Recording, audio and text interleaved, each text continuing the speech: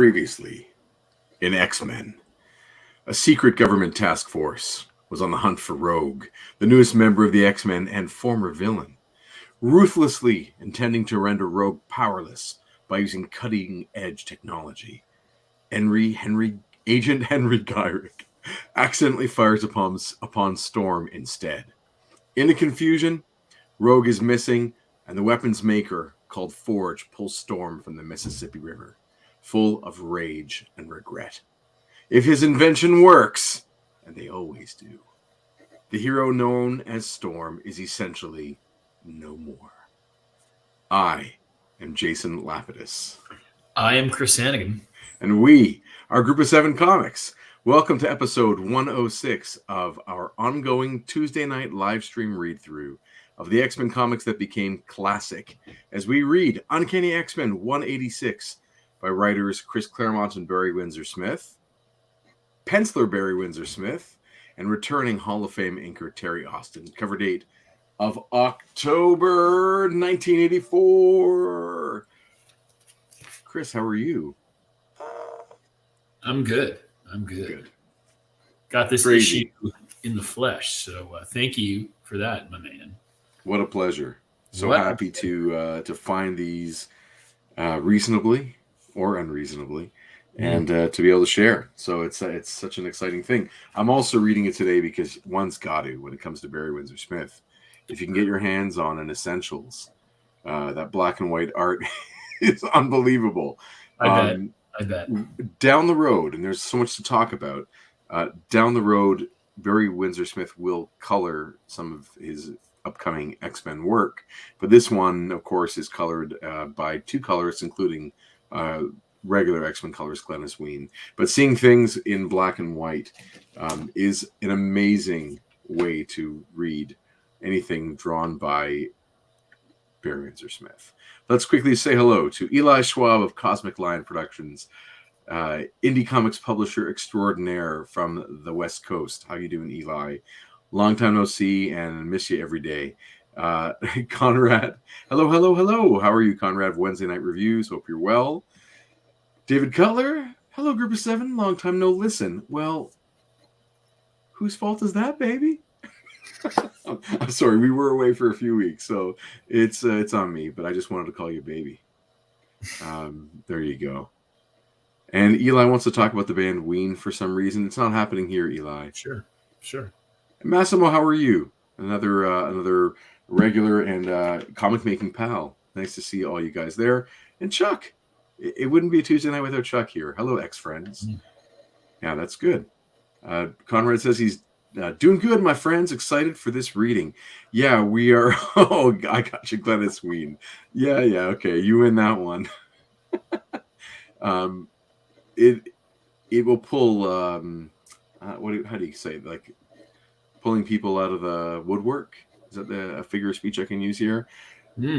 There is an appeal to a certain group of people, especially of a certain age, with Barry Windsor-Smith. He that Weapon X demographic, those of us who have been through off the books government programs that have tortured and covered our bones in adamantium, that demographic of people really respond to this stuff.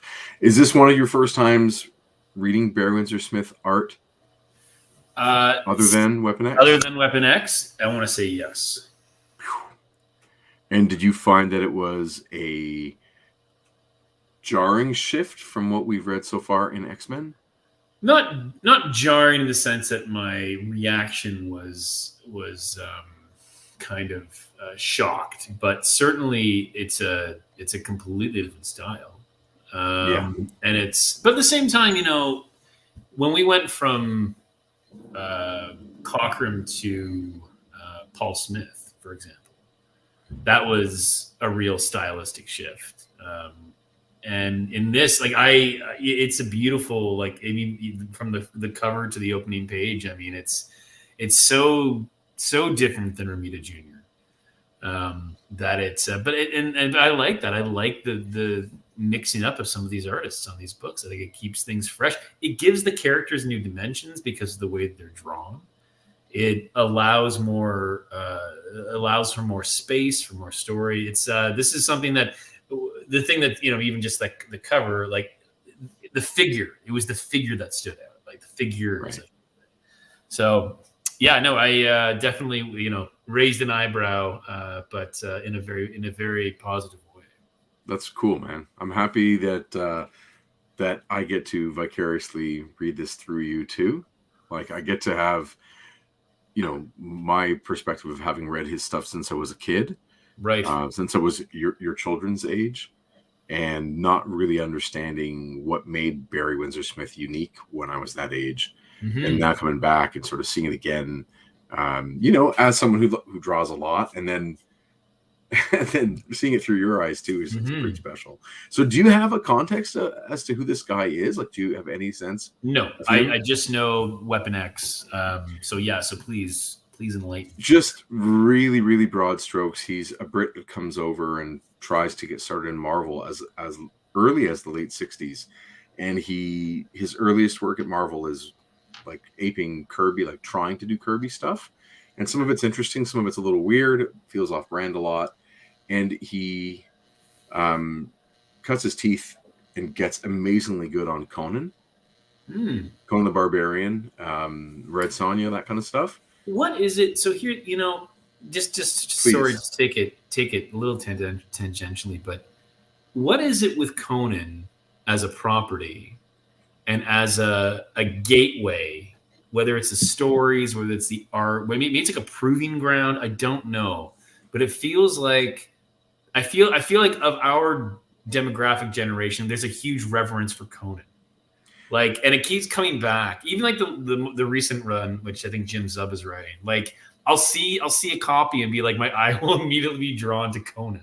And I don't. Yeah. Maybe it's like the movies. Maybe it's I don't know. But there's something about that character, these comics, that we inevitably at some point a conversation will loop back to Conan. Anyway. Yeah, it is a bit of a through line. I mean, over at Marvel, before Star Wars, it's a licensed property that Marvel publishes, and it does well, does fairly well. It gets into magazine format as well, so they're publishing it at a larger size, and there's something about, I think, the archetypal nature of the character and the unidirection of that. Like, he's just a force of nature that people are really drawn toward. He's a really simple kind of guy, and I think it brings out the best, like you said, like in a lot of artists and a lot of writers tell some good stories using Conan the Barbarian. It's a fun character that way. That being said, if you're ever interested, by the way, I'm lucky enough to have a treasury edition of Barry Windsor-Smith's Conan the Barbarian. Oh, okay. It's cool. It's cool. Thanks again to Strange Adventures in Halifax. So Barry Windsor-Smith gets to New York, and he's part of a little commune of artists in comics that decide, like, let's do the thing where, since we aren't supporting families yet, and we can kind of all live together in this sort of studio known as the Studio. This quartet decides to really push the boundaries of illustration within comics, and Barry Windsor-Smith was doing one X-Men comic a year, similar to Art Adams, in that we get like these small doses of him for a bunch of years. We're going to get kind of like almost 5 years in a row. We're going to get one Barry Windsor-Smith X-Men story, and the other months of the year he's doing other stuff. But his comics output in this time period is legendary and all beautiful, but he takes his time, right? You can see you can't draw this stuff fast, right? So he's not trying to pay for his mortgage on Long Island or in Connecticut. Has a different bunch of bills to pay, probably a lesser bunch of bills, and so he can take his time and do really exquisite work and build up his reputation and inspire an entire generation of artists. And it changes the way people play the game, right? Like, I'm not saying like Bobby Orr in defense, but it's one of those people that forces the industry to sort of question the way they're doing things. Like, do we need to do the monthly grind? Should we have these guys that can do this elevated work? What does it mean for everybody else? So we're going to get 5, like I said, 5 X-Men, Barry Windsor-Smith tales. And the next one, I don't want to spoil, but anyway, we'll get to them in good time, and they're all completely worth reading. This is a once a year. See how busy the chat is about this. Yeah, this is a once a year, more often than not, release of, you get a Barry Windsor-Smith X-Men issue. Yeah, or at least a short run somewhere, just kind of speckled in. Right, and this one's a double-sized, and I'm hoping I got my numbers right. That it is. Yeah, it is about one a year, and so there are 5, like I said. So, okay, I got to go back here. Some of it's about Conan, by the way. Oh, good. I opened up a little bit of a can of worms. That's great. Jason Jose says, "What's up, y'all? How are you, Jason? Hope you're well." And I wonder, have you read this one before? Maybe I'll see this in the chat. Eli says, "Got to get those storyteller issues." That's the VH1 series where everyone sits around on stools and tells the stories of how they wrote the songs. Is that what we're talking about? Storytellers? Yeah, that sounds cool. I don't know what those are. Tell us more, Eli. Trevor, 16 Shooter, how are you doing, man? Barry Windsor-Smith was incredible on X-Men. Agreed. And I think Trevor is, Conrad is not alone in that he also probably hasn't read a lot of BWS, but that's cool. It's always, you can never be totally informed on everything, so it's good to have a chance to see the things you had not yet seen. Chuck says, "I'm excited to go through these issues now because this is the era that I fell out of reading X-Men." Well, buddy, you're going to fall back into reading X-Men or listening to us read X-Men and reading along. That's part of the fun of all this, right? Is reading these comics. Like, as kids, you could sit on the floor or wherever with your buddy and read comics together. And like, that's really what you and I are doing, is we're the two little kids after school, or even during school, if they'll let us stay in for recess, reading comics together and doing the voices and having a laugh. Trevor says, Conan was one of the most successful sword and sandals properties in comics. That and Cerebus. Yeah, it continues to, like I said, inspire generations of people, and there'll always be Conan in some form or another, for sure. And those latest action figures from, I guess, is it Mezco who's doing them? They're unbelievable. They're so good looking. Wow, that sounds cool. Trevor, I have a hunch you've taken photographs of those things, and I'm just blanking on it at the moment. Eli says, "I've often wondered what exactly the appeal is as well, yet it's undeniable." Of Conan. Eli said. Conan. Mando. And his late night show in the 90s rules. Yeah, doubt. We all agree to that one. Maybe it's because Conan is such a savage and primal character and is foundational to the fantasy and pulp fiction that it becomes a tell for if you can do it right. Yeah, maybe. Right. David Cutler says, "I sometimes feel like in 2024, you're expected to draw like Barry Windsor-Smith and do 10 issues a year." Dude, I see what you're saying. I think the bar has been raised by people that don't have to do a monthly grind. And then the people on the other end, like the readership, I think does expect, like generational talents out of everybody all the time. And yeah, it's not an easy situation to be in. And I feel for you, man, especially, if you're working for, Marvel or DC and there's a wide readership, that must be really tough. Luckily, David, nobody is expecting me to do that. So I'm in a nice sweet spot of, I don't know, sitting in my own filth. It's all good. Good times. Eli says, "Those are Barry Windsor-Smith one-man anthologies, man." All right, man. All right. David says you should check out BWS's Monsters, his magnum opus from 2021, years in the making. Yeah, he has a couple of these examples. There are at least 2 that I can think of, Chris, where Barry Windsor-Smith had a story that he pitched to Marvel, and Marvel passed on it for whatever reason, and he just decided to work the story, work the art, and decades later they kind of come out. So I don't want to spoil one of them yet, but Monsters is it Monster Singular? It's basically a Hulk story, and it's taken to some really graphic extreme. Won all kinds of awards. It came out during, I think, the lockdown. Oh. And I want to say it's Fantagraphics published it. It was about a $60 price tag, maybe here, hardcover. And, it was like an amazing magnum opus, as David says. Pretty crazy stuff. Jason says, this is my peak X-Men reading period, 183 to about 230-ish.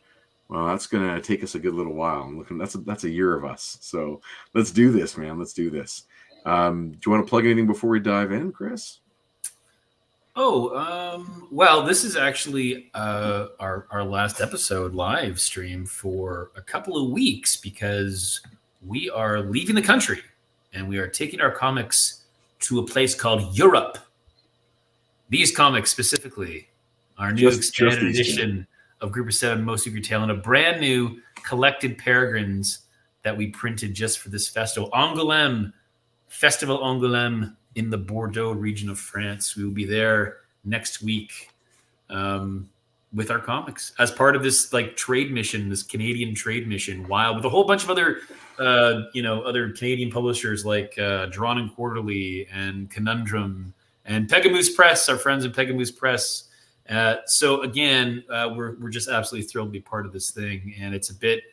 I think we talked a little bit last time too. It's still a bit of a shock to the system, and we're answering emails and RSVPing to openings and all these things. But we're going to absorb all of it, take it all in, bring it back. Maybe we'll do a debrief or something. We'll have to, something like that. A couple of people have actually asked me to. They want to know what it's like.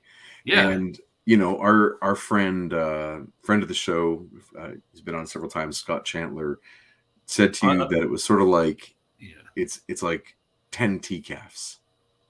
Yeah, we were trying. It's funny. We were trying to compare it to Fan Expo Canada in Toronto because that's the largest show in Canada. And he's like, that's like the wrong comparable. He's like, think of TCAF.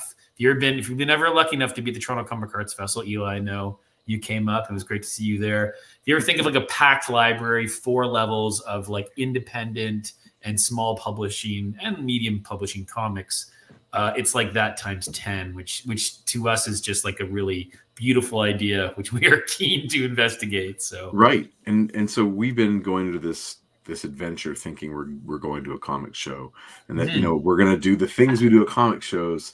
We're going to amp them up. So it's, we're there. We're going to be selling books and all this. And as we've gone further into this process, we've learned that we are not selling books. We will do, signings. We'll be at there's like a retail face that is being operated on the behalf of all of the creators going and all the publishers that are going. And we will do, 1 hour signings. I guess, are they 1 hour each? Yeah. Each of the 4 days that we're there. But we're really there because there's like a rights market. And I really didn't know what that was until we got explained, what it is. But essentially, there are publishers and distributors and different kinds of companies from all around the world that are coming to secure or sell their own IP rights, like their intellectual property rights. So there might be, let's just say, a publisher in Czechia that wants to publish some comics from Canada in Czech, and they're gonna try and buy to license the rights, the publishing rights to those comics for a fixed amount of time, for a fixed amount of money, and so we're in those relationships, hopefully, and we have our own booth set up, kind of back of house, with our branding all over it and our books there. That's not open to the public, where we will be meeting with prospective business partners for the week. It's kind of incredible. Mm-hmm. Didn't expect that. Mm. Checkmate. Thank you. Well played. Yeah. Well, So we're going to be doing a lot of networking, and I know that you and I get to do a presentation for the professionals on Wednesday. We do. Which is crazy. We do. I wonder how that's going to go. It's going to go. It's going to be something. It's going to go. It's going to go. And then I know you're doing a panel with Jillian Tamaki. Jillian Tamaki, yeah. That's crazy. Yeah. And I'm doing live drawing. And by the way, did you translate the description of my live drawing session into English? I have it here. I read it and I knew what it was, but I mean, I didn't. When you use Google Translate, does it say shirtless? It's implied. It describes that there's going to be a drawing session, but it says during the time of a drawing created quietly before your eyes, come and meet the author. Created quietly before. I love it. I love the quietly before your straight eyes translation. It's so funny. I'm sure. I mean, we get the gist of it. It's going to be, I don't know who will be there and if there'll be questions and whatnot, but I'm going to have a translator, and I'll be drawing for whatever size audience is there, and hopefully able to answer a few questions. And we'll say this: it's interesting, just sharing some more information of this, because I mean, I hope you out there are interested in hearing this. But like, as we participate in this rights market piece, that is brand new to us, we've had representatives from companies in France and in Spain already reach out to us about carrying books in Canada, like translating for the Canadian market. We have to go back and say, we're so thrilled you reached out to us, but we actually only publish at the moment our own books. But thank you so much. I hope you have a great festival. Maybe we can chat. But it's clear, like it's a week and a half before, and it's already like starting. Things are starting to, how about a meeting to publish our books? And anyway, in Canada, we're like, well, it's not us, but anyway. Conrad says maybe you can get someone from Spain to pick it up and hang out with creators of Black Sad. Who knows? We're really lucky to have been able to network with some incredible creators and publishers in North America, in our lives, our little short career so far. So who knows what other doors that will open, as we go through. So we'll stay on our best behavior mostly, and I'll make sure to do my best Nightcrawler for the German audience. I'm sure that'll go over really well. No doubt. Colossus for the Russians. It'd be fun. Yeah. Terrible ideas, Chris. But there you go. Of course, as always, we're going to be showing you scans of the original printed comic, as we do every week. And we're so happy to share, because things look different on newsprint printed than they do in the more recent Marvel digital versions of comics. These colors, the inks get absorbed by the newsprint, this terrible quality of paper, and the artists working on these books plan for it to be printed this way. So they make creative choices and execute things in a way intending it for this form. So it's nice to be able to kind of get close to that as much as we can. David says, I think as long as Chris also does his Blanche Dubois for them, it'll be fine. I want to kiss you all. It's so disturbing. There you go. One of the nice things about this issue, Chris, is we don't have to switch between a million voices. That's true. That's true. But there are a few. And of course, Trevor, I think you should go with the Irish accent the whole time. Excellent. No one will call you out on it. No one would call me. It's like your accent gets stronger and dips and just. And I suddenly have a craving for Lucky Charms. Mm-hmm. Notice that, of course, there is no word uncanny, no descriptor of uncanny this time. It's a special double-sized issue. If you are coming at this, go ahead. Sorry. No, that's it. I was just reading. Issue LIFEDEATH. This is you mentioned you said jarring, but like this shows up on the newsstands after you've read the previous issue, Romita Junior Rogue, which is a very comic booky cover, laser guns and superheroes, and the next month is this. Like, this looks like. I mean, this is like artwork. As opposed to, I'm just saying, not that comic art isn't art, but I think you're coming from a very specific style of a monthly comic, and then this shows up. Like, it must have been like, what the heck? For sure. And this issue needs a soundtrack, and I'm gonna put it in the chat here. So of this moment in time, from this time period, if you have this side to you creatively, come up with a band or an artist who would score the soundtrack to this issue, based on if you've read it before, or as we go, maybe you'll see things. Chris, I'm interested to hear what your take is. Yeah, it's obviously going to be Thomas Dolby. She blinded me with science. That's possible. That might be, the wrong tone, but okay, sure, dude. We'll see. Or the entire Pretty in Pink soundtrack. I don't know. Something like that. Pretty in Pink soundtrack? Come on. Come on. Just because it's the 80s doesn't mean... Okay, let's go. Let's open this thing up. Let's get going here, buddy. Sure. I'll fight you later. Yeah. Stan Lee presents the Uncanny X-Men. LIFEDEATH. Which, by the way, is such... I mean, I know it's written both by Claremont. Like, story, it's got both of them, BWS. But, like, LIFEDEATH to me is such a Claremont. LIFEDEATH. Yeah. It's not life. It's not death. It's a life death. It's something in between, right? It's both at the same time. And I love that we're getting... Barry Windsor-Smith is getting story credits here, right? Mm-hmm. The interview that I read, Claremont said that he presented the story loosely to Barry, and Barry came back with so many notes that were so specific about characterization that like it changed the direction things were going, and it just needed to be like he agreed with it. His notes were spot on, so credit was given where credit is due. It's kind of a neat one. Game recognized game. Yeah. Trevor says that splash is amazing. And there's a study that Barry Windsor-Smith did of a model before he penciled this page. So like this is a life drawing class, right? You hire a model, you wrap her in a sheet, and you knock her on, you depower her and put her on a bed. Yeah.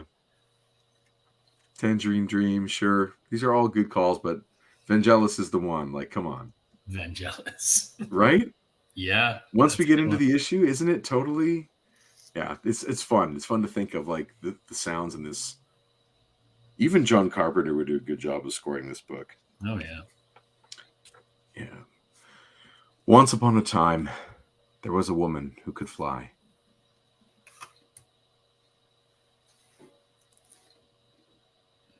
And then just looking at this it's so cinematic. It is. And there's time. Like this page, the first two pages are the most un-Claremont first two pages in any X-Men comic, right? Like just he's letting it breathe and it's so valuable. Wow. Aurora, it's Forge. How are you feeling this morning? I brought you some herbal tea and hot broth, my mom's recipe, the Cheyenne equivalent of chicken soup. She swears by it, guarantees it'll cure anything. Come on, lady, you need to eat. You can't just lie there and waste away. Aurora, you hear me? Curse you, woman. I won't let you die, no matter how much you want that you think you want it. You're going to live, Aurora, if I have to force you every bloody step of the way. She looks awful. Yeah, and just so destroyed. Broken. Yeah. Those half-open eyes. It's really telling. I love the way that he also does these like split panels sometimes with a really, really thin break. Like it's just a moment in time. It's fast. And then from a drawing point of view and coloring point of view, that one where it is him on the left side page of the spread at the bottom, the two yellow blocks of color are distinctly separate from each other, so that they don't cross over. Like you can't mistake these as being one drawing because of those simple choices. It's good. And I then also just like his ripped shirt because it didn't come that way. He did that himself for style. Yeah, he's on the cover. He's also got that like the cutoff and shirt, the high tops and the short shorts. Yeah, his outfits are really specific. Yeah, and it's really funny because my Forge in my head is like the 90s, of course, right? Blue and yellow, X-Men animated series Forge, and so Yeah, that's all. got longer hair and a headband, and you know. Yeah, but I dig this Forge. Our Forge is a superhero, right? You know, and this Forge is something else entirely. Who do you cast as Forge, by the way, in the movie that you're watching right now? Oh man, I don't know. People in the chat weigh in, bring it in. Good question. So we're gonna have, you know, the inevitable issue of, you know, whitewashing casting, because, you know, at least for someone like me, I do not have the depth of experience to know enough actors who I can cast well, who have like Cheyenne ancestry. Do you know what I mean? Sure. So I just see the body language, and I'm hit with visual cues of actors that do not have that heritage. You know, like I'm hit with Freddie Mercury at times. I'm hit with even Michael Bay at times. You know, yeah, the mustache. It's just that it's where my mind goes. Yeah. And he's obviously, like, he's fit, but he's not a superhero, right? Yeah. Even Robert Downey Jr. in there's certain moments where I get that from him. Sure. Yeah. No. Who knows? Great. Have it your own way then. See if I care. Trouble is, I do care. Too blasted much for my own good. How do I reach her? How do I help someone who doesn't want any? You get her Fig Newtons. Helps keep everybody regular. Paul Giamatti? What? What? Paul Giamatti playing Forge. I love it. I'm doing a wonderful job so far. My patient doesn't respond to therapy or tender loving care. No problem. I'll shove her away. I've hurt her so much already. What's a little more matter? We're two of a kind, she and I, mutants, the next step in humanity's evolution. Born with extraordinary powers and abilities. Lucky us. I'm the maker. I build things like this holographic display system. Storm control the elements. Lord, she's beautiful. It's so cool that you can do that, the emotional storytelling and the flashbacks all in this issue because of the setting. Yeah. You know, it's right. And it's like in this, you know, tech advanced savvy apartment building, basically. Right. He's essentially, you know, a wizard that is like looking into his crystal ball, and it projects across the room. It's really, really quite cool. And I do find that even though it's supposed to be high tech, I find it also timeless. Like his power set is timeless. Mm-hmm. The maker. Yeah. With a soul as lovely as her body. Personification of life itself. She changed last year. Her goddess-like serenity gave way to an all-too-human passion and made her lovelier than ever. Now, because of me, that's over. The beauty gone forever, the woman destroyed. She was the leader of the X-Men, a band of outlaw mutant superheroes. A federal strike force was after one of their members, Rogue, on a murder warrant. They caught up with her on the banks of the lower Mississippi. When I arrived, she and Storm were too busy saving lives to worry about getting away. My mistake was using the minimal setting. I've recalibrated for full power. Gyrick, don't! Rogue, look out! Gyrick's weapon was designed by me to neutralize the enhanced abilities of its targets. It was an untested prototype. Gyrick wasn't supposed to have it. I had no idea whether it would remove those superpowers temporarily or permanently. And I heard Storm scream. And as I did, that night in Nam, when I reached the lowest pit of hell for my salvation, miraculously the tugboat crew survived. This 2-page spread, there are so many marks on these pages. It's very different than Paul Smith. You know how you and I have talked in the past, and you know whether we've listened to some certain shows or we've talked about Ed Brubaker talking about this a little bit on some of the interviews that he's been in, but the influence and impact of the Vietnam War on creators and family, but also from an artistic perspective in the 80s. And like whether it's G.I. Joe, whether it's Magnum P.I., right? Like that's Magnum's character background. The A-Team. The A-Team. And so this was when this, as I did that night in NAMM, this might be, no, maybe not. There's a few other instances where they reference the war. But as part of the X-Men kind of mythos, so that was kind of interesting. It kind of adds a different layer there.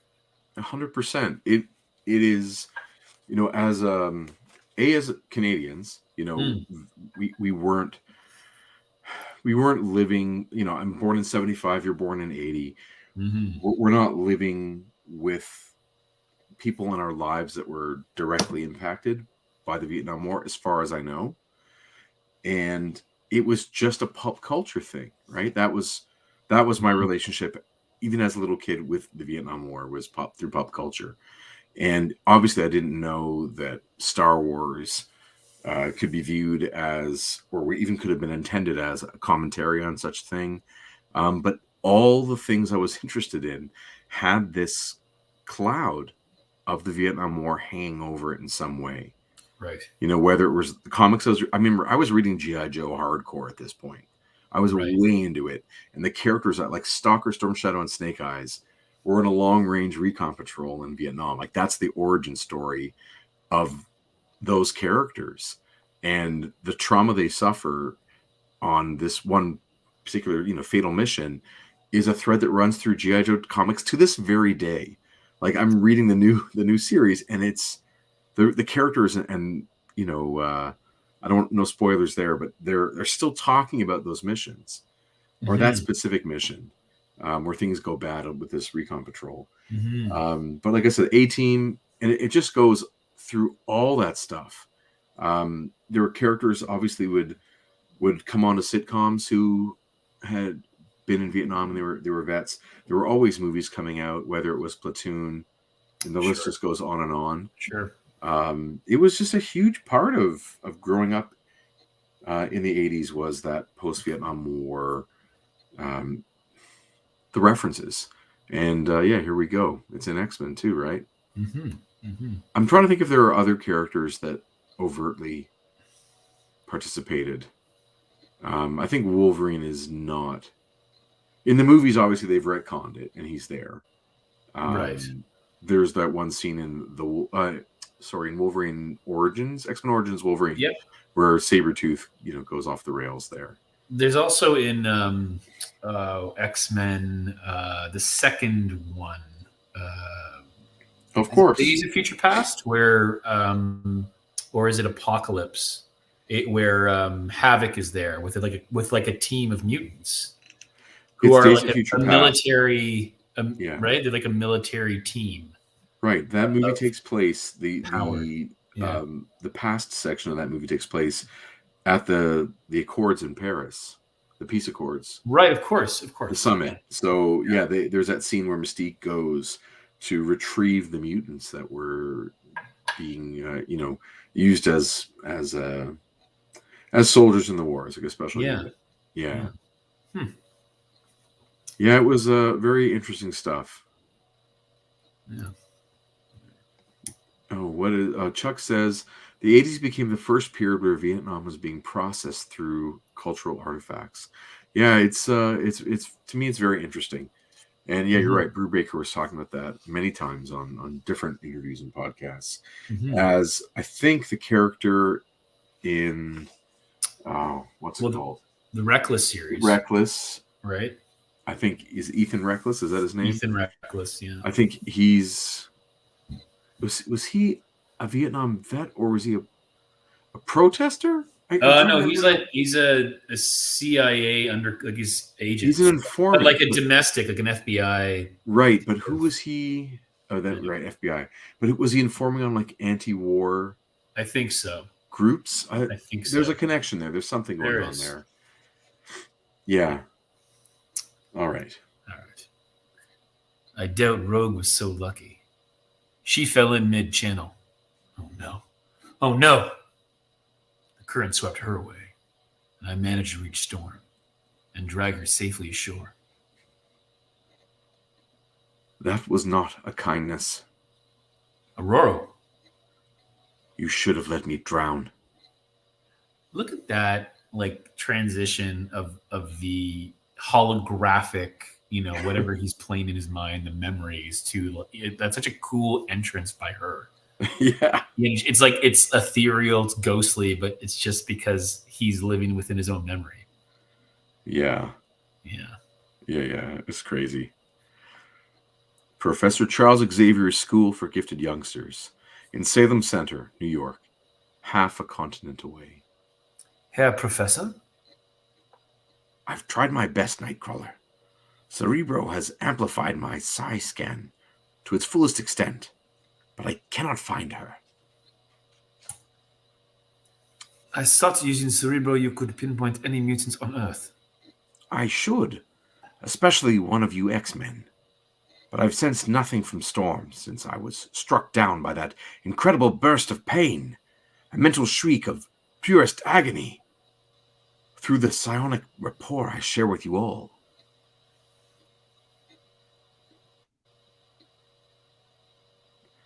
The psychic trauma was so intense it rendered me unconscious for a day and left me unable to utilize my telepathic abilities before this.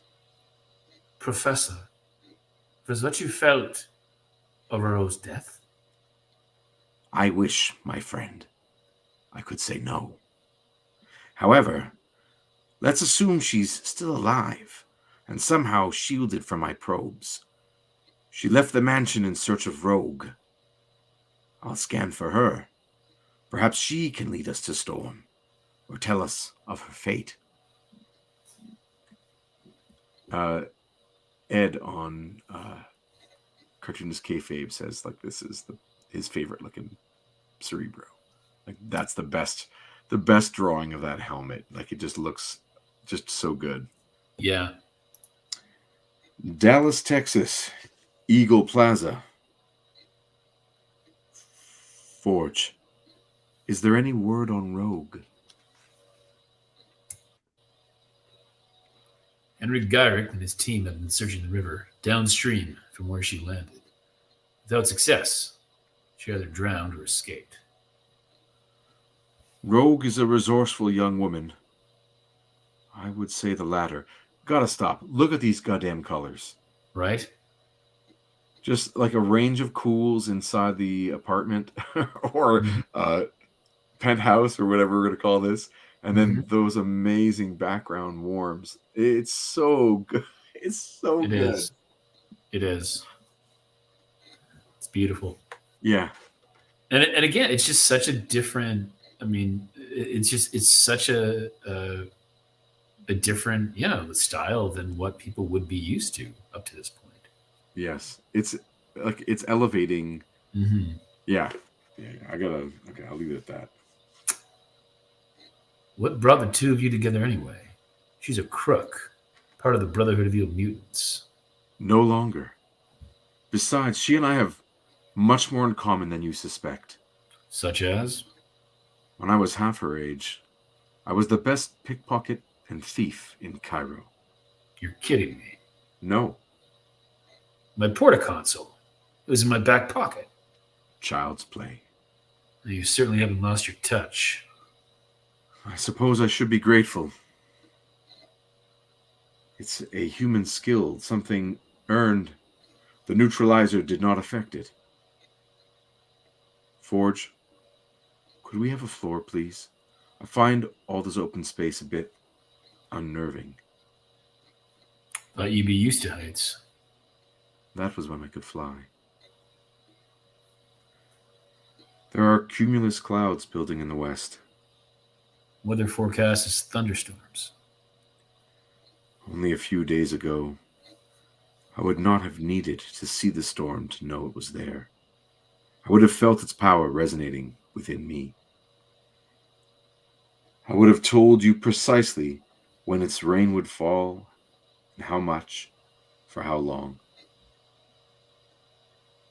I could have nudged it aside or gentled its fury. I could have made its thunder and lightning my own. Now, I can do nothing but watch. You're alive, Aurora. Doesn't that count for anything? You see, like, how he's drawn the hand pressed up against the glass? Mm-hmm. Like those little... The little... little color blobs, yeah. Yeah. Little grease sparking in the glass. Yeah. He gives her such a pointed nose, though. It's a very specific storm. Right. You know, like it gives her a very distinctive look and does not look sub-Saharan at all. But that's up to each artist to kind of play with that, you know? Mm-hmm. This is not life, Forge. Merely existence. A shadow of what was. To believe otherwise is but the cruelest of deceptions. I won't accept that. Great face from Forge, holy cow. Yeah. How could you not understand? How could you? I could fly. I was one with all creation. And now you gotta walk like everybody else. The goddess has just become plain folks. Tough break. Dunce. Each time you open your mouth, the best of intentions, you make matters worse. I can't help myself. I get so angry at me, not Aurora. But I end up taking it out on her. I'm making the same mistakes the shrinks made with me. You think I'd know better. I wonder if it was such a smart move, leaving her alone upstairs. Penthouse is 5 stories tall. Aurora could end all her troubles by stepping off one of the high platforms. It's her life. Has to be her decision. Just like it was mine. The water looks lovely. Why don't you hop in and find out for yourself? As you wish.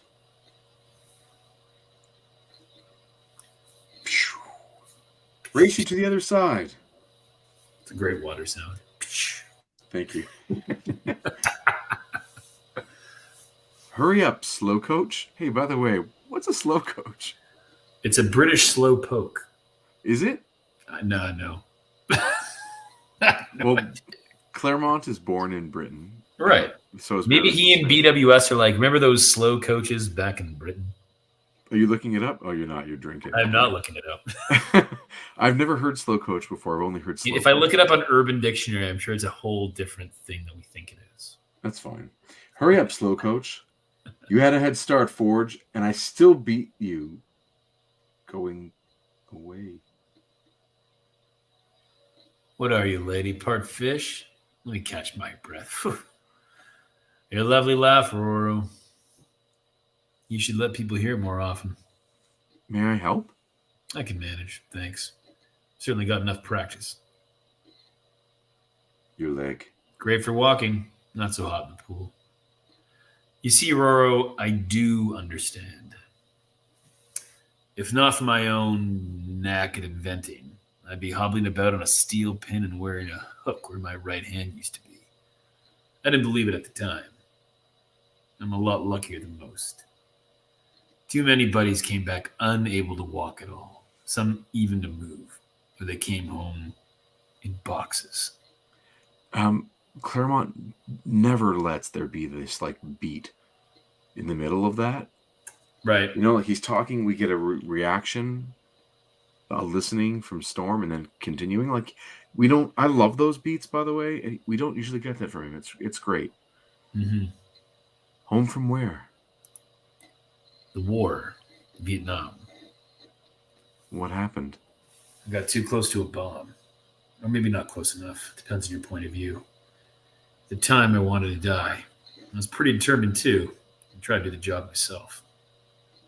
No luck, though. I'm still here. Yet, you tried to deny me the same escape.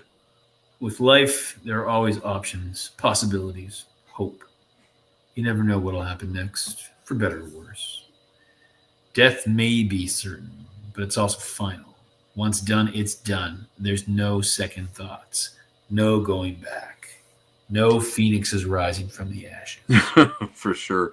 I'm really struck at like this time specifically at the talk about suicide Right. and how common again it was in kid accessible pop culture in the 80s and 90s.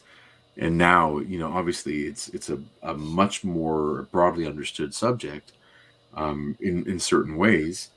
But it was a really common thing, like the characters that have been through these trials, like have talked about it, and I can't even begin to try and count how many different stories have characters that have attempted to take their own lives. And it's obviously a hot topic.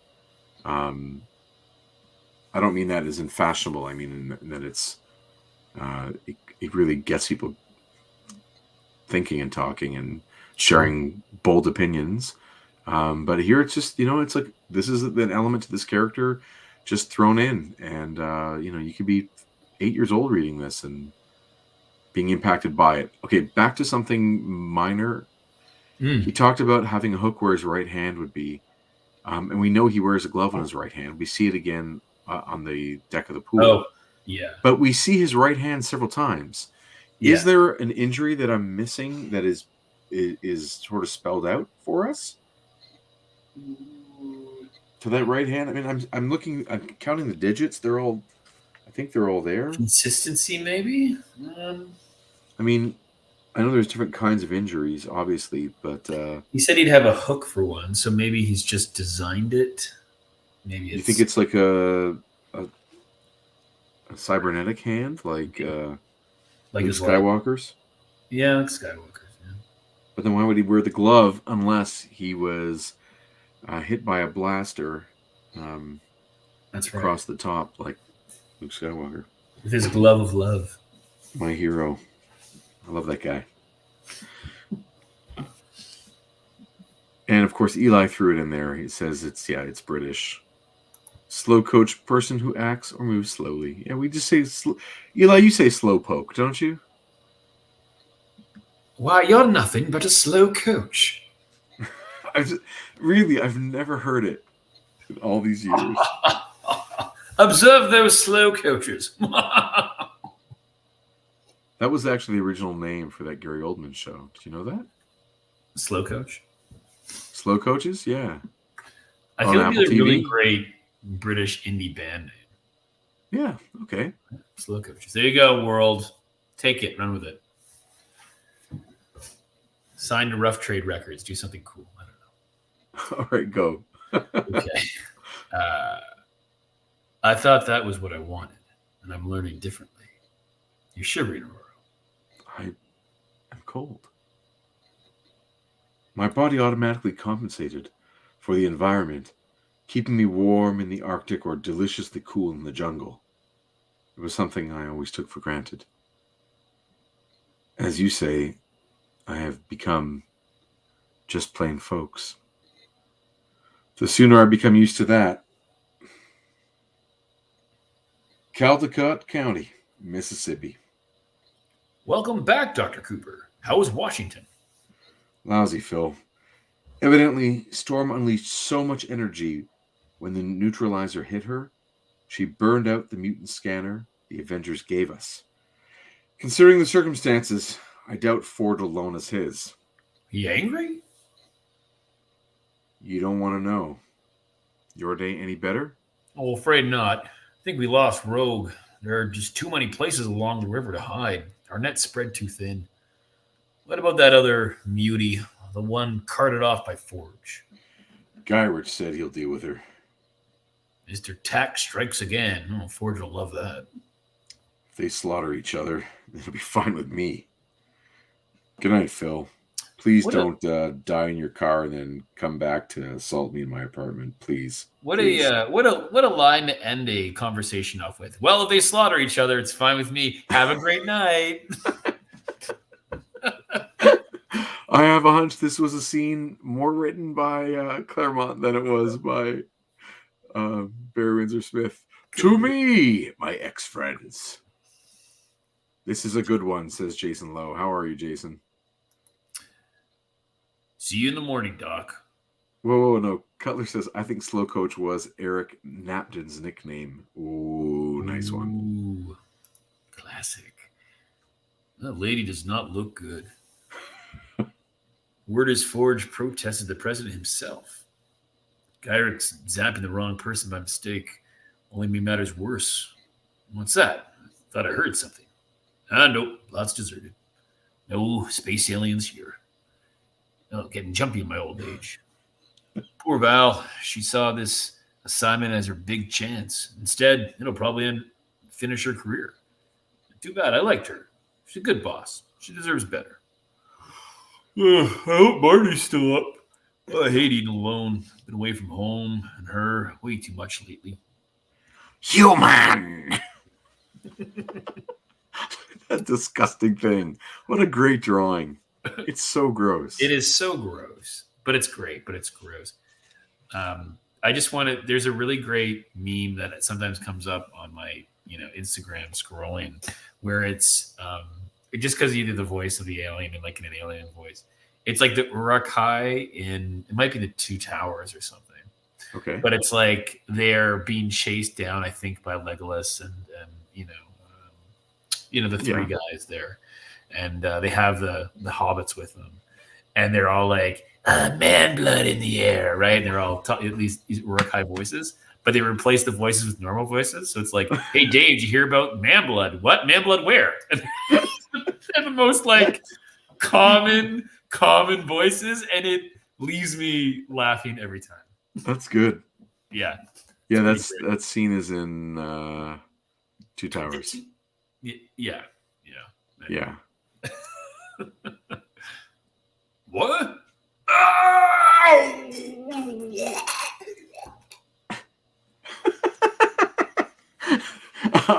We're not laughing at Phil's death here. I'm laughing at what I got to witness. I can still see Chris off screen, or his screen is not being shared, but I can still see you guys out there in internet world. Chris like fell back in his chair dramatically to add to the death sound of this guy. Like he went right back and physically enacted having his life essence pulled out through this disgusting straw. That was really good, Chris. I wish I was filming that thing. I do it for you. There you go. Trevor's on the money for this one. Meat's back on the menu, boys. Right? That's right. I'll get back to Mass's comment in a minute when we have another one of those transitions. But yeah, it's worth talking about. Okay, let's continue. Our sorcery prevented any form from hearing our outcry. Philip Rosen, and those who learn of your demise will meet a similar fate. Your human form and memories are utterly repulsive to me, but both will be endured until our mission is accomplished. Come forth, sisters. The female awaits. I like how you read it as if a person doesn't know how to speak in human rhythms. That's good. Right. You're a good little actor. Thanks. Oh, I just got the dog bark happening. It means my son is home from hockey. Nice. I'm coming. Give it a rest, will you? I'm coming. For Pete's sake. This is how humans knock on doors. Phil, sorry, I was in the bath. Anything wrong? We must talk, Val. It's urgent. Sure. Come on in. Oh, you know what? Give me a second. I think my son might be locked out. Oh, sure. Yeah, sure. You talk. Oh, okay. Cool. Yeah, so I hope everyone's doing okay up there. I just love how, I just love these faces. These are great. These are great faces. Even if they're disgusting and gross and alien-like or whatever the heck it is. So as I understand it, these are the wraiths, I think. I think Jason will come and talk about more about this. Dire wraiths. Dire wraiths that I think the Avengers are currently dealing with in chronology. In ROM. Isn't there a tragically hip line about the dire wraiths? No, dire wolves. Never mind. Well, there you go. We could do. Remember that time we talked about all those songs by the Who that were actually about collecting comics? Yeah, because they are about collecting comics. Right. I bet you there's also a full album of tragically hip songs that are just about X-Men, including the Dire Wraiths and Phil. But I'll sing those another time. Dire Wolves. Okay. Sorry about that. That's okay. My front door is sticky. And so he couldn't get back in the house. Yeah, okay. So Phil, I'm sorry I was in the bath. Anything wrong? We must talk, Val. It's urgent. Sure. Come on in. Make yourself comfortable while I throw on some clothes. That won't be necessary. Hey! In a moment, you will be beyond all earthly concerns. What?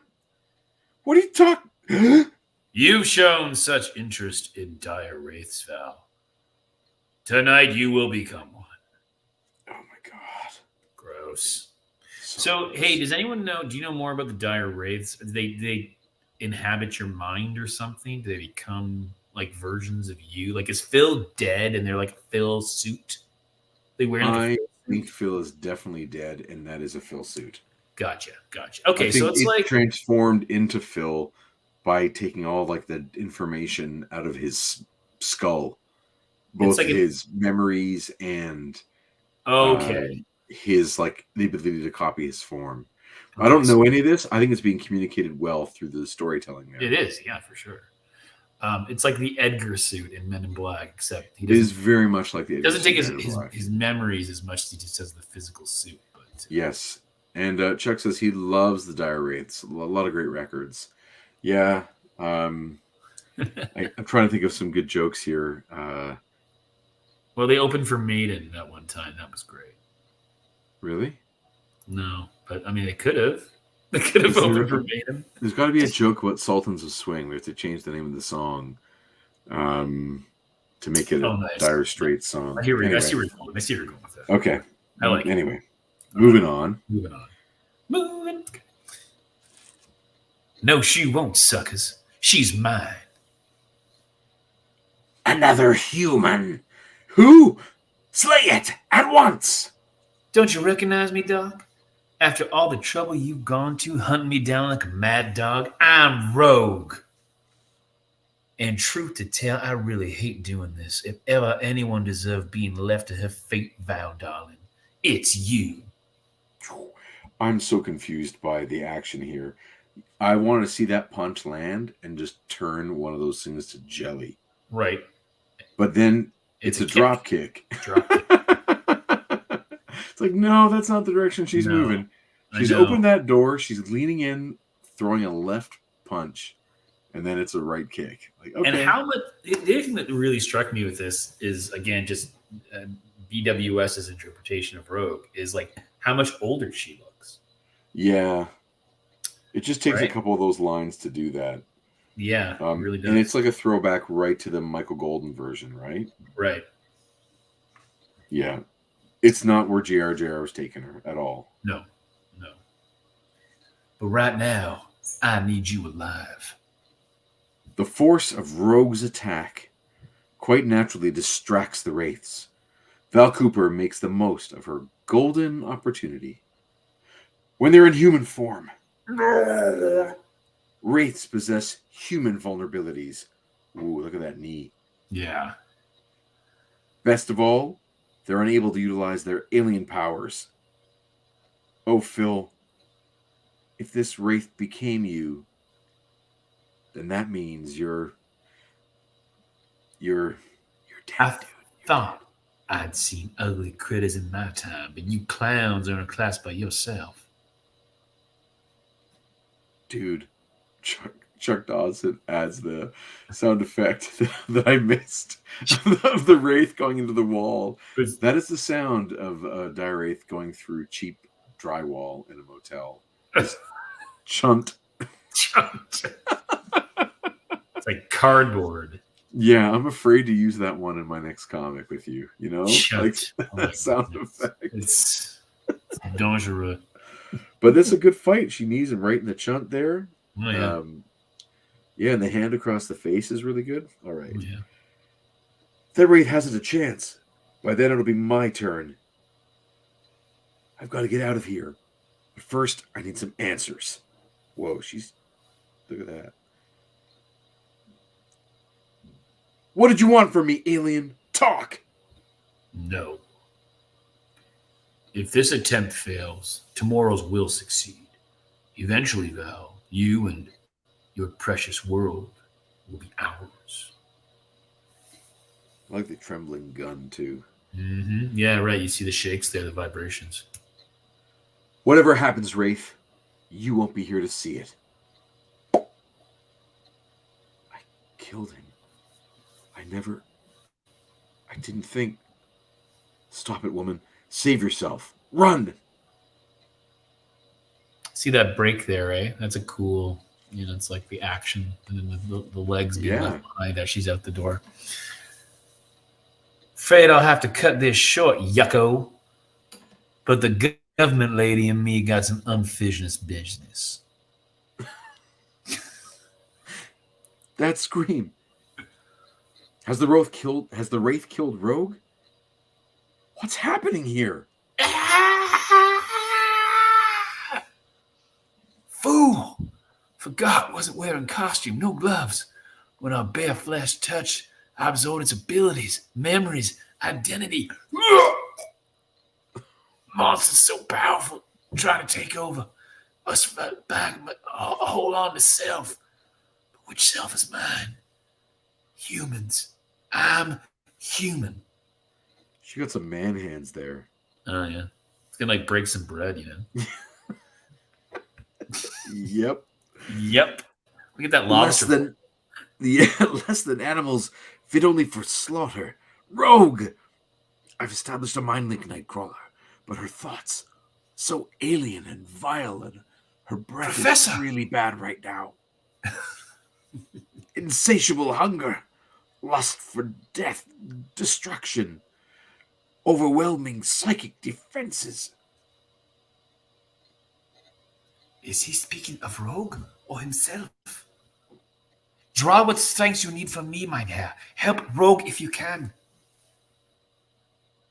I've never seen him so shaken, and as things are this bad for him, how much worse are they for Rogue? The coordinates, Professor. Can Cerero pinpoint Rogue's location? Meanwhile, what a mess. This must be where Phil was ambushed. A chopper? A chopper! But is it friend or foe?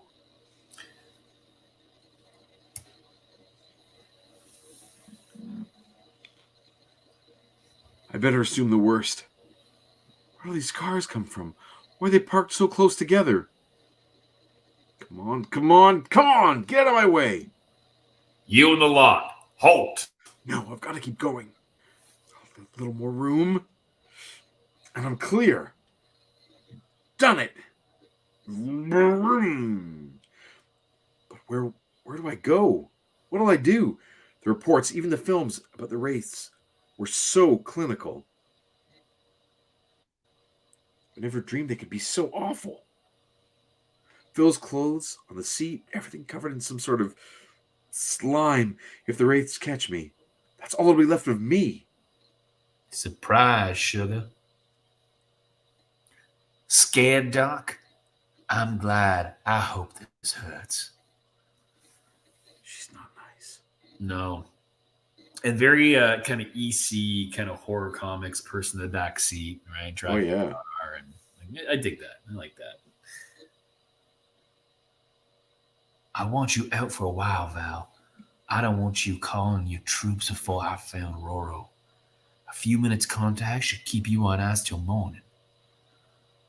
Ugh, my wraith self keeps expecting you to disintegrate. Eating brains really turns these yuckos on. Thank heaven its presence is already starting to fade. Things are settling down. I'm making sense out of Val's thoughts and memories. There's a dude named Forge, an inventor. He makes stuff for the government. But what's his connection? No.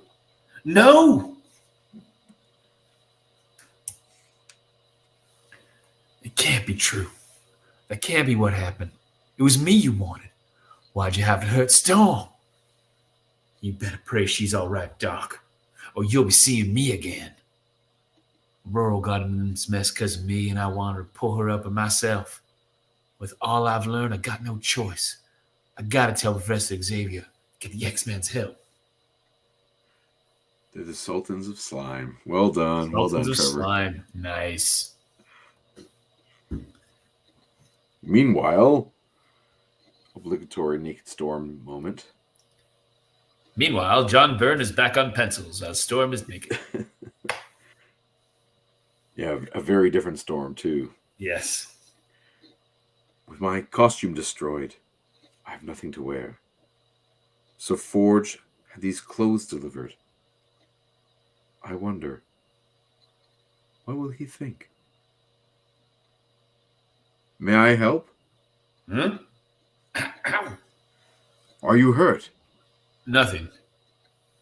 What is that? Sorry, it's really small. What does that say?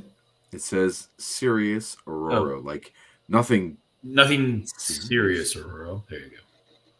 Yes? You look... The color is not lovely, and I've never felt such wonderful fabric. I could not resist. I thought it... Forge, you are staring. What did you expect? I do not know. You make me nervous. Excuse me, forgive me. This was a mistake. I'll find something else. Stupid, stupid woman. You know, not a woman at all, but a foolish child. Tried desperately to impress. Idiot. Cretin. Call her back. Tell her she's the most beautiful thing you've ever... What are you afraid of? Why do I crave his approval? He's not like me. How my behavior must have made him laugh. I am back. You've changed. This is more comfortable. Aurora, I didn't mean to upset you before. It's just you caught me off guard. Are you so ashamed of what you think and feel that you must hide those thoughts and emotions? I like my privacy. There's safety in solitude, even if occasionally I overdo it. Sometimes. Then my being here is a threat? Perhaps I should leave. Stay, please. I would like to. What are you preparing? It smells delicious, like... Curry. But actually, it's not. It's Hydera. Hydera? Hyderabadi? Baigan Subji over Chawali. Oh, wonderful. You know the dish. Does not everyone? Touche. Dinner will be ready soon. Why don't you pour some champagne? I do not drink Forge. Be daring. Take a risk. Who knows? You might even enjoy yourself. I am doing that already, especially since I'm wearing a pair of overalls with no bra. And I'm obviously not concerned at all about chafing, so don't tell me about taking risks. Wearing overalls without a bra is risky. Flattery, my dear, will get you everything. Why do you joke, Forge? I would never make such fun of you. Maybe we're both trying too hard. Sure I can't tempt you. That's the noise of the bubbles. Oh, right. It tickles my nose. And makes your hair stand on end. May I have some more, please? You're meant to sip it. Oh. Tastes good? Very. You're blushing. It's the chafing of my nipples. You're staring. So are you. My heart is pounding. I feel flushed and giddy. It must be the wine. Forge, are you an Indian? Cheyenne. Have I offended you? Is this a forbidden subject? No, of course not. I'm proud of my heritage. But what I was has nothing to do with who I am or the life I lead. That sounds clever. The path of destiny doesn't always lead where we want. I mean, you began as a thief before joining the X-Men. True. Did your life change as dramatically? I better check the food. Perfecto. My parents were killed by bombs. They leveled our house. My mother and I were buried in the rubble. I watched her die. That is why I am terrified of enclosed spaces. I have never told this to any living soul. We're a lot alike. I propose a toast. Jeez, to Crips and outcasts. Listen, do you hear thunder? The storm must have reached us. Why not press the yellow button and see? By the way, have you noticed these like red lines and boxes that, like these magenta boxes when they use the technology? It's kind of a neat. Mm-hmm. I wonder if it is in place of a sound effect, like beep boop boop, Bleep, bloop. Yeah, right? Exactly. Bleep, bloop, bloop. Goddess!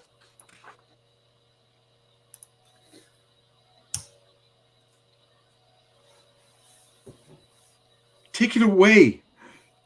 Make it go away. Make it stop. Aurora, give me the control module. Open your hand. Let go. Bleep, bloop, bloop. It's done. The storm is gone. You're safe now. I felt so small and insignificant in the face of the storm's fury. Oh, Forge, I was so afraid. This'll pass, love. You'll cope. Thank you. Of late, even before I lost my powers, I've been living on the raw edge of my emotions, feeling, reacting to everything as intensely as can be. The first lesson I learned, and a very harsh one it was too, was that my elemental abilities were bound with my emotions. The greater my feelings, the more extreme the atmospheric response. To protect myself and those around me, I cultivated an absolute serenity of mind and body, so much that I lost virtually all awareness of myself as a woman. A few months ago, I cast away those restraints. I could no longer endure my self-enforced spiritual celibacy. So I rebelled. I cut my hair, changed my clothes. Like you, I denied as completely as I could my old world and self and beliefs. Now, what irony! The problem no longer exists. I need not fear my feelings, for the only person affected, the only one at risk, will be me. Not quite. You're beautiful. You also. What are you feeling?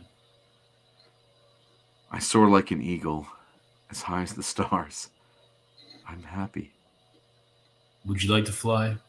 Truly fly again? What do you mean? The damage might not be permanent. I'd like to examine you. A kind and generous offer, Forge, but I have no illusions. My powers are gone, as if they'd never been. Perhaps the process can be reversed. Can we not discuss this later? Sure. Sorry. Who the blazes is that? Forge. No, your timing's perfect, as usual. All right, hang on while I switch phones to my study. Bad news? Business that refuses to wait. I shouldn't be long. Hurry back. Count on it. I lost my wits as well as my powers. I should have telephoned Professor Xavier at once to let him know I am well and to tell him of Rogue. He must be terribly worried. Make it fast, Henry. I'm busy. Someone tried to kill Val Cooper. She's in a catatonic coma. That's Rogue's trademark. Alive? She's alive? Muties, especially the X-Men, stick together. If she learns Storm's whereabouts from Val, you can bet she's on her way. We want Storm shifted to a federal facility. I told you before, Gyrick. I'm best equipped to care for her. She trusts me. You're emotionally involved. That's right. You pulled the trigger. You shot Storm, but I designed the gun. No! What was that? Forge, was somebody else on the line? Forge! Aurora, let me explain. Never! Because even now, I want with all my heart to believe you. I must not be taken. They'll put me in a cage. Without my powers, I have no means to fight them. I will never escape. The steps, the floor, I'm falling. And my nipples. Oh, so raw. What a choice. Oof. Forge did this deliberately to trap me. He made all the platforms and stairs vanish. I wrenched my shoulder. Hurts. But I can still use it. Footsteps. If he calls again, I must not answer. That will tell him where I am. At least, with the lights out, he cannot see me easily. The elevator is on the penthouse main level. How do I find my way down without breaking my neck? His control module, if I can... Ah! Bleep, bloop, bloop, bloop, bloop.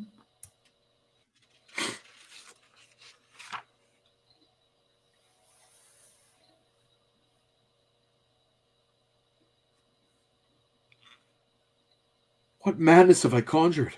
What have I done? Arclight. The B-52 strike that made me. How the devil did Aurora access that file? Fire all about me. The very earth itself shrieks. Its torment. As it is laid waste. What shapes are these things? Awful. Claws, teeth, blood. So much blood. Fleeing in mortal terror. Gone. I cannot help flinching from their touch, or the bombs, or the flames. I know they are phantoms without physical substance, but they feel so lifelike. Were those apparitions real? Impossible. Yet could Forge's imagination be so foul as to create them? Why not? Nothing else about the man is turning out to be what it first appeared. How fitting that his smile masks a monster's soul. Oh! Aurora! In the confusion, she must have gone off a platform. Don't move. You'll only make things worse. Such concern. No doubt he hates the thought of losing his prize specimen. If I go on, I will only fall again. Forge knows his accursed maze. No matter what I do, he'll find me. Blessed goddess, hear one who served you well and loves you still. Have mercy. Help me! Lightning's hitting the building. Yeah, maybe it's Thor. That'd be sure, maybe.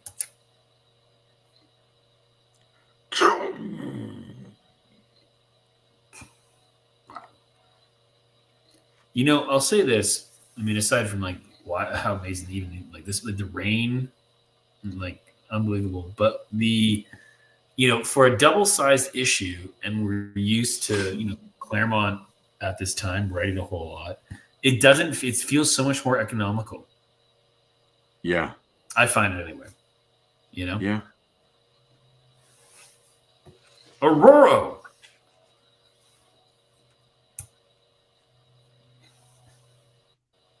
There's nowhere to run, Aurora. Have a care, Maker. The cornered animal is the most dangerous. I'm not your enemy. Liar! The gun was never meant to be used. Not then, not like that. Then why was it built? It's my job. And you only follow orders, yes? I am no guinea pig, Forge. No toy for you to play with. I'm a human being. Aurora, don't. Should I yield, Forge? Live out my days in hope and slavery? I prefer freedom. No one will hurt you, Aurora. I give you my word. Which is worth nothing.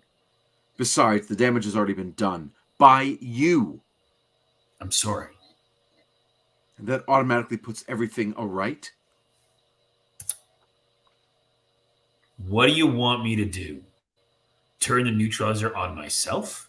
I created the weapon. If there's a cure, I'll find it.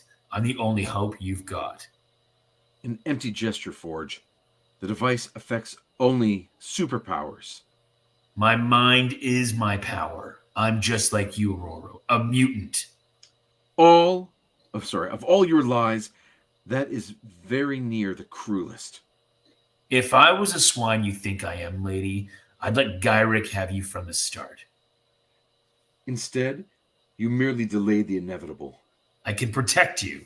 Are you blind, or do you think me an utter fool? All you learn from me will be told to Gyrick, who will then use it, with or without your help, and certainly not your permission, to subjugate or destroy mutant kind. Our people, Forge. Does that mean nothing to you? What else did you sacrifice with your heritage? Honor, decency, humanity? And to think, I wanted to impress you. I wore that silly gown. I unburdened my heart to a man who could not care less. Who has forgotten how, if indeed he ever knew. Aurora. Stay away from me!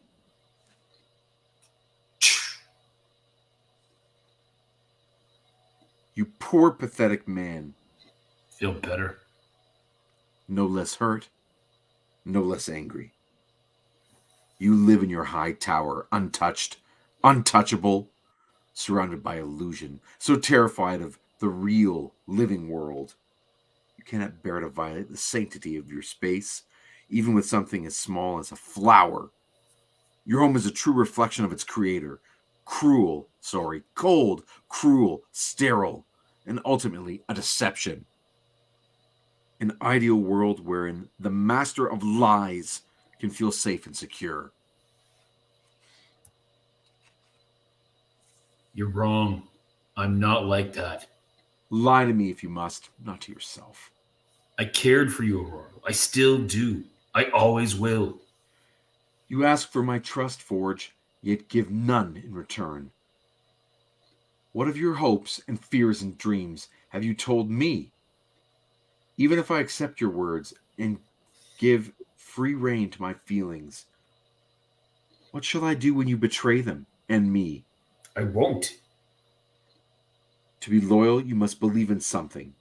Anything. You are hollow form without substance. You cannot believe because there is no you. You've no right to judge. Then prove me wrong. We are much alike, Forge. I see in you a me that might have been. I choose to walk another road. My feet may never leave the ground, but someday I shall fly again. Oof. What a scene. What a confrontation. Yeah. Amazing. Yeah. Amazing. No letters column this month either. Well, yeah. Not at all what I expected going into reading X-Men comics. Wow. This scene could be like an award season clip, For us. Right. And up for best, in a whatever role. It shows you the scene, It's great. It's just like the dynamic, the back and forth. It's like Storm puts him to shame.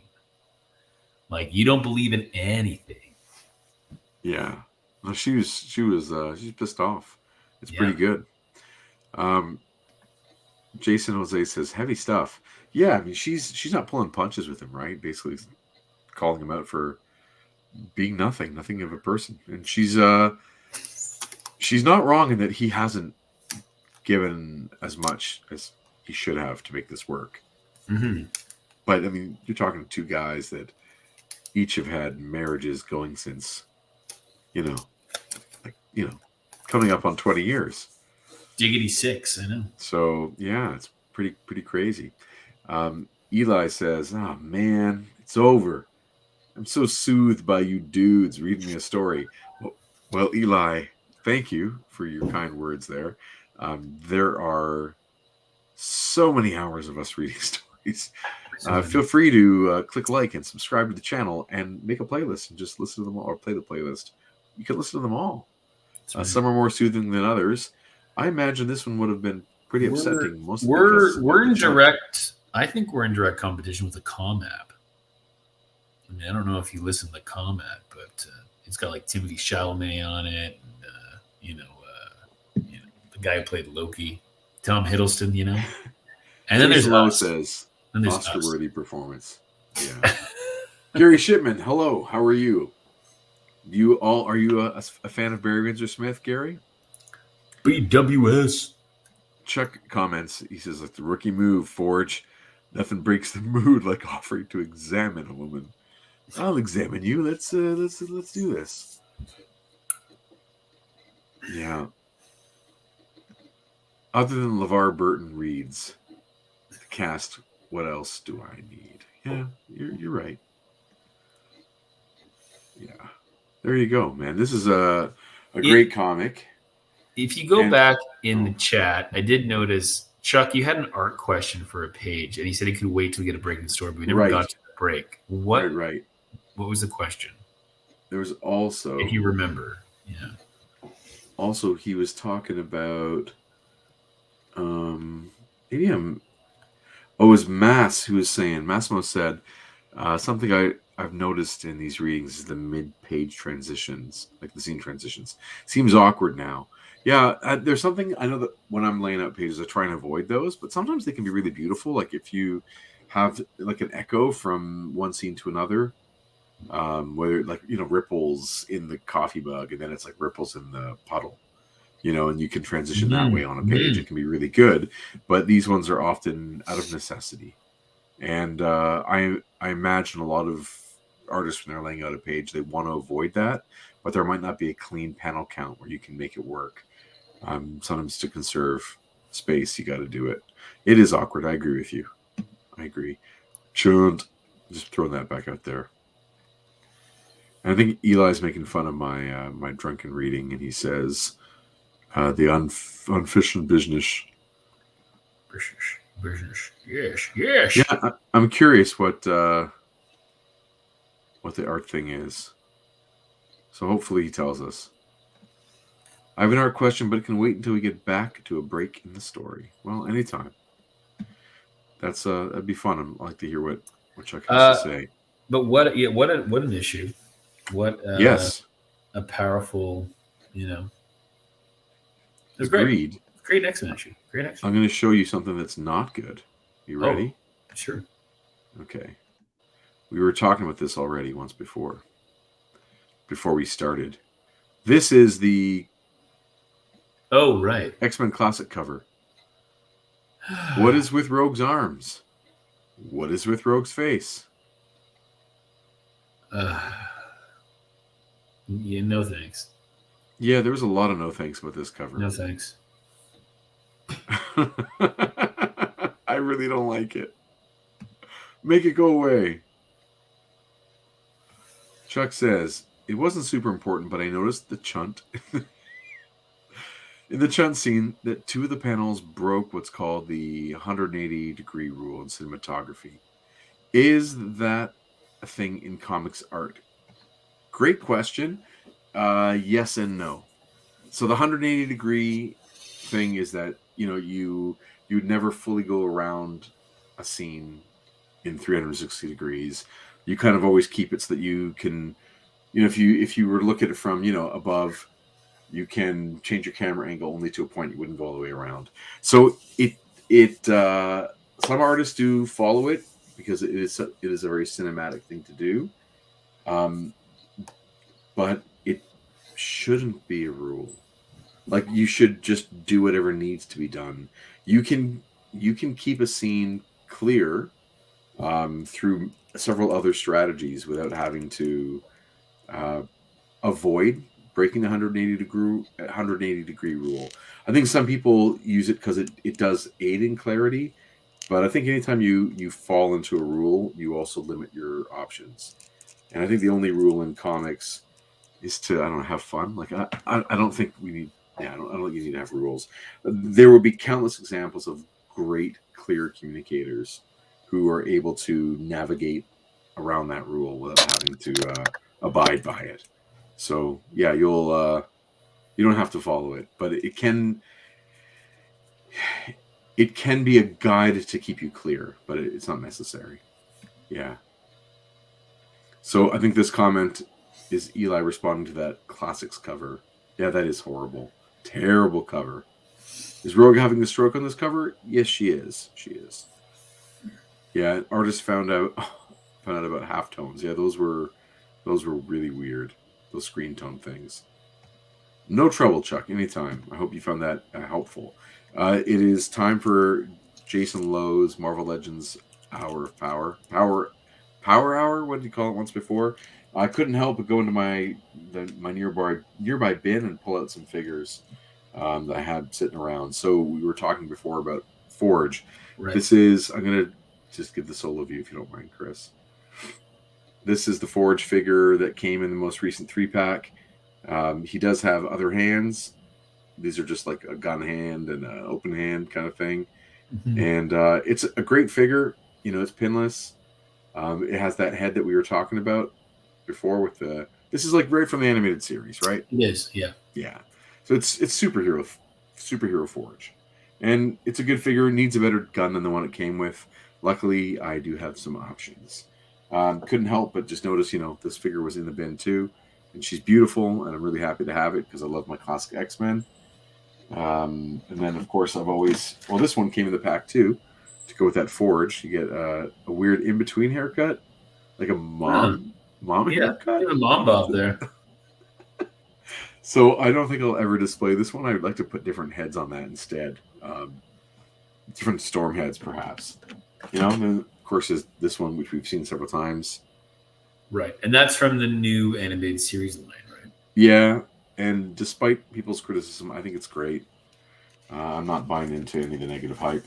And then, because she's on in this episode, here is a recent, you know, green-suited Rogue, which unfortunately is sort of like a bit of a mishmash of two different kind of eras. It's a Mark Silvestri costume, but not a Mark Silvestri style face or hair.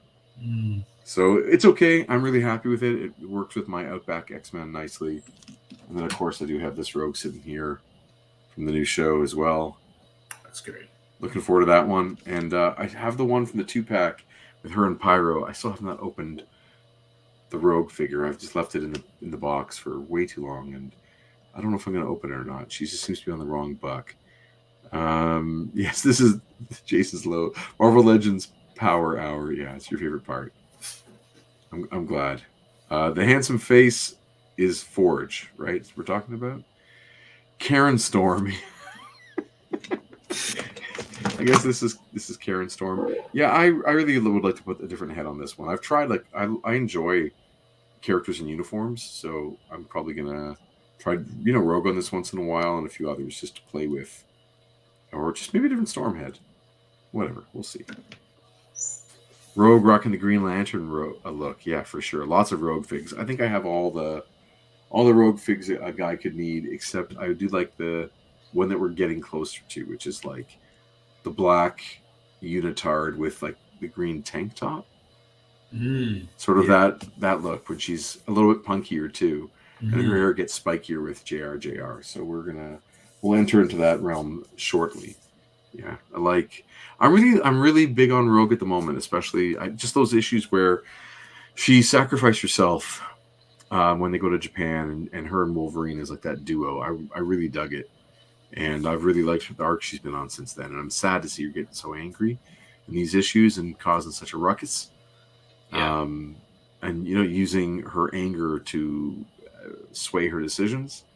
But you got to have some bumps in the road for some good character development. So I'm into it. But, yeah, I'm a big fan of Rogue these days. And it's so funny to think about. Just like that Jim Lee version is like the iconic one. But it's a long road before we get there, like a really long road. So she goes on a huge journey in comics. Yeah. There you go. There you go. Any more thoughts, Christopher? Great issue. Yeah. Super emotionally impactful, and even more so because of the art of Barry Windsor-Smith. Now, is the next issue a BWS or is it back to Romita Jr.? You want me to spoil? Well, I mean, go for it. JR. Okay. Yeah, we're not going to get. Well, we will get another. I mean, I don't want to spoil too much. I'll just tell you. I'll forget. There is Life Death Part 2. Okay. It's called Death Life. It's called Death Life: The Deafening. Deadening. And it is issue 190 something. Okay. And we get to see these two characters come back again? We're going to see like a straight up sequel to this. Awesome. As they continue to explore these dynamics. And I'm not 100% sure on how much time has passed between them. Mm-hmm. But we're going to get the X-Men Alpha Flight 2-parter coming up soon. Oh my goodness. In a few issues. We've got the Wolverine and Kitty Pryde thing going on concurrently with what we're reading now. Right. We've got another X-Men annual coming up. There's a whole bunch of kind of totally different shit going down. I'm just flipping through my... Wow. Flipping through my... this thing, the essentials.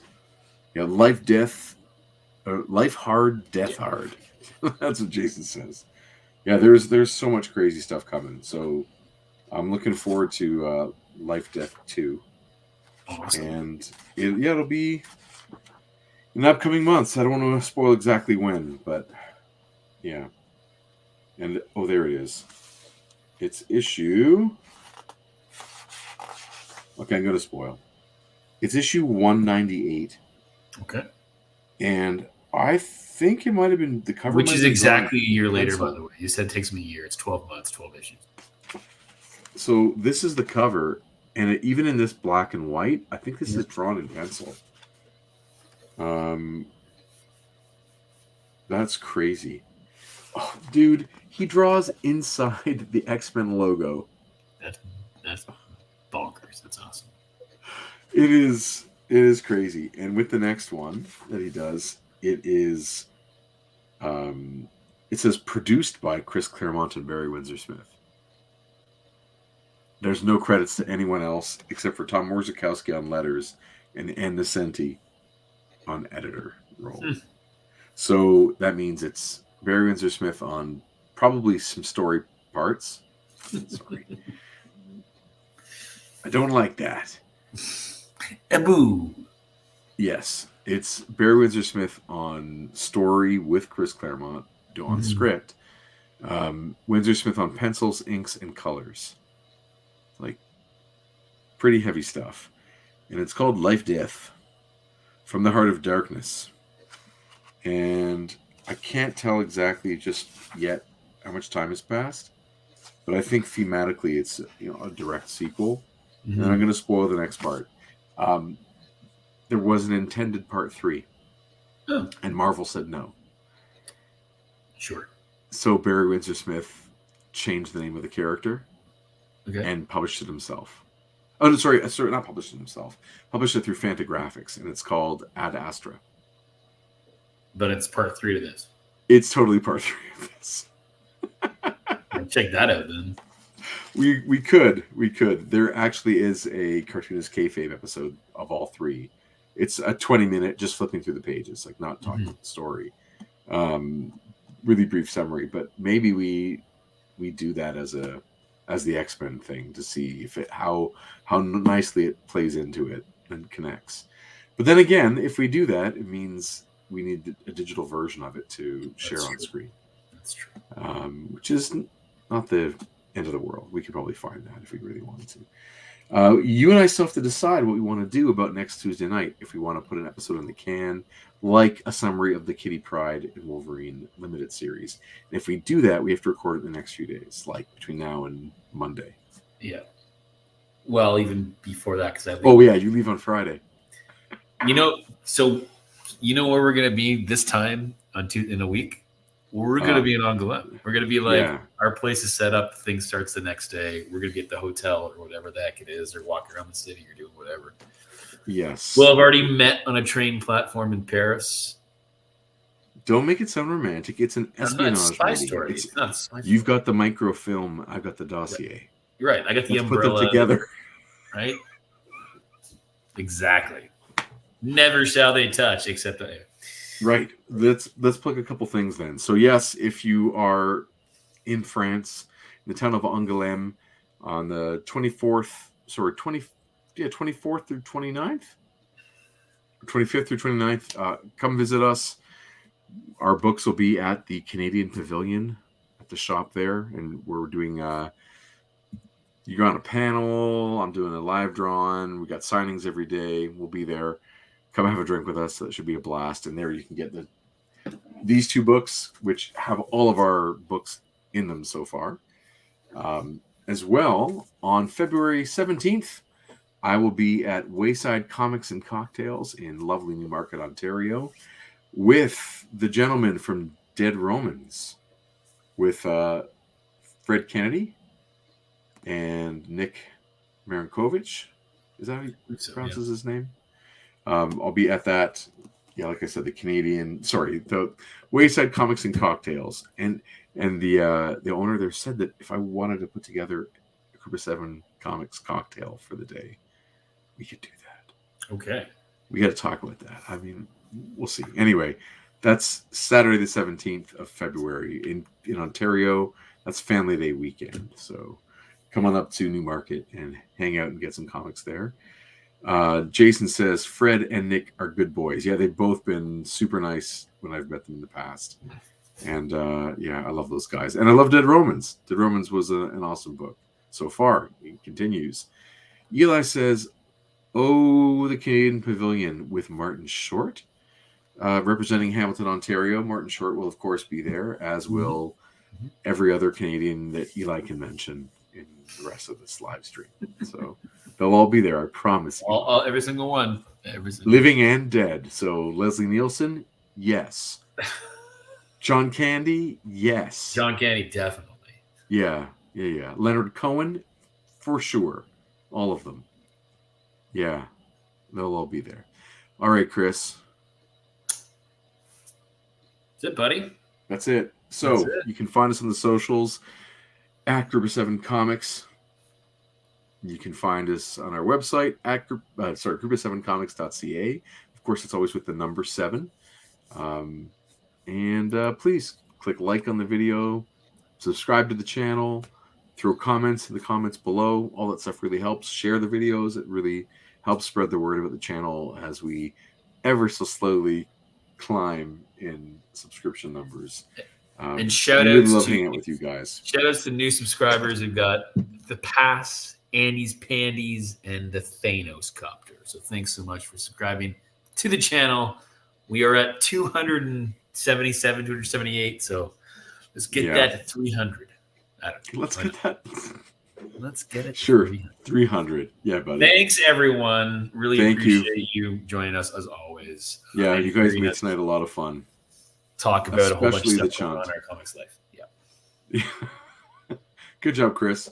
All right, everybody. We will see you live in a couple weeks, as we will definitely give a recap as to our time at Angoulême and continue on with more X-Men. So keep reading X-Men comics, of course. Enjoy, and we'll talk to you guys soon. All right. So there you go. Au revoir. Thank you to everyone in the psychic stream.